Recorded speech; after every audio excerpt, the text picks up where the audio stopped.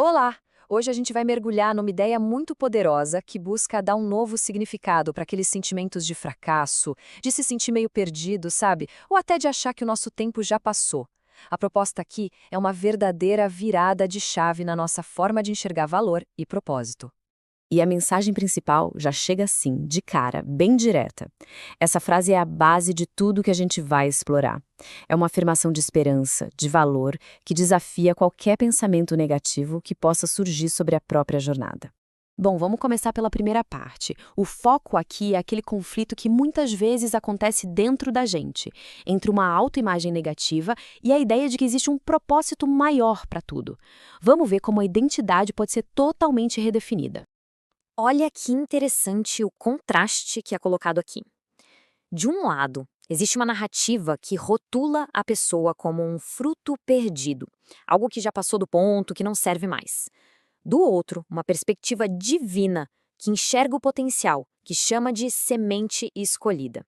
A questão, então, não é o estado atual, mas o potencial imenso que se carrega por dentro. E essa ideia fica ainda mais profunda. A análise aqui mostra que, enquanto vozes negativas tentam prender a gente ao passado, aos erros, às quedas, a perspectiva do céu identifica pelo propósito. Ou seja, o ponto crucial é que a verdadeira identidade de alguém não está no que já foi feito, mas naquilo que ainda pode ser realizado.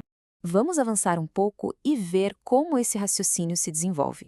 O tema agora é sobre como os períodos mais difíceis, mais dolorosos, não significam abandono. Na verdade, eles podem ser uma parte necessária e até intencional do nosso crescimento.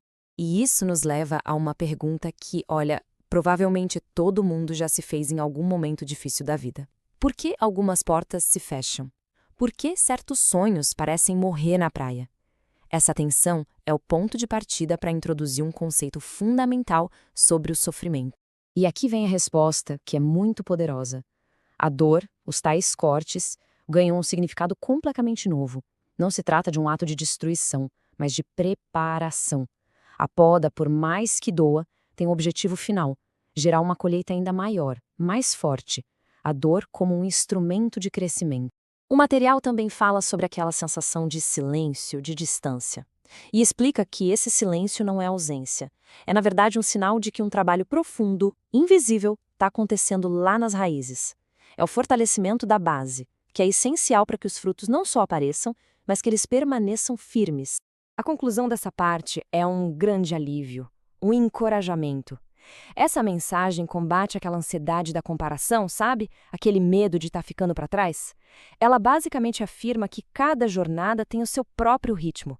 Não é uma questão de atraso, mas de estar mergulhado num processo que é absolutamente necessário. Passando para a nossa terceira sessão, a análise explora como a imperfeição não desqualifica ninguém de ter um grande propósito. Muito pelo contrário, a fraqueza pode ser justamente o palco onde uma força muito maior se manifesta. Esse slide ilustra esse ponto de um jeito brilhante com exemplos bíblicos. Pensa só em José, Davi, Paulo. Todos eles passaram por humilhações profundas, rejeição, dificuldades enormes. A história deles mostra que o processo de amadurecimento para um grande destino muitas vezes envolve atravessar vales de sofrimento e de aparente fracasso. A perspectiva do apóstolo Paulo é central aqui, e essa metáfora do vaso de barro é simplesmente incrível. Nossa fragilidade, nossa imperfeição não diminui em nada o valor do tesouro que a gente carrega.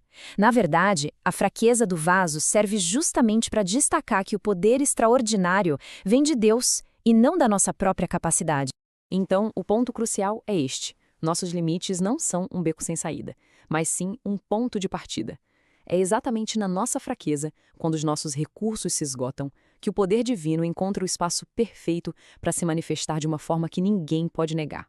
Agora, a análise muda o foco para o poder da redenção. Esta seção argumenta que o passado, não importa o quão pesado ele seja, não tem a palavra final sobre o futuro de ninguém. Essa passagem bíblica é a base da ideia de que, para os que estão em Cristo, os erros passados são cancelados. Não existe mais condenação e, portanto, não existe descarte. O passado simplesmente perde o poder de acusar e de definir quem a pessoa é hoje. Com base em Filipenses, a fonte apresenta essa promessa em 2 etapas bem simples. A ideia é que um projeto divino, uma vez que é iniciado na vida de alguém, não vai ser abandonado no meio do caminho. Existe uma garantia de que a obra vai ser levada até o fim. Este slide coloca uma escolha bem clara e direta na mesa. Ficar focado no passado, nos erros, nas dores, leva à estagnação, ao apodrecimento. Por outro lado, avançar em direção a um propósito, olhando para frente, é o caminho que leva a vida à frutificação. E assim a gente chega na sessão final, que constrói um clímax de esperança com uma série de declarações poderosas, totalmente voltadas para o futuro. É quase como se fosse um decreto profético mesmo. A conclusão começa com essa ideia de reversão. Sabe, aqueles mesmos obstáculos, as mesmas dificuldades que pareciam ser o fim da linha? Eles serão transformados em impulso, em combustível para o progresso. A vergonha vai virar testemunho. E a primeira promessa é essa. Uma declaração simples, mas carregada de significado. Depois de todo o processo, vem o tempo de florescer. E o florescer, claro, leva ao próximo passo, a frutificação, o resultado concreto, visível de todo esse processo.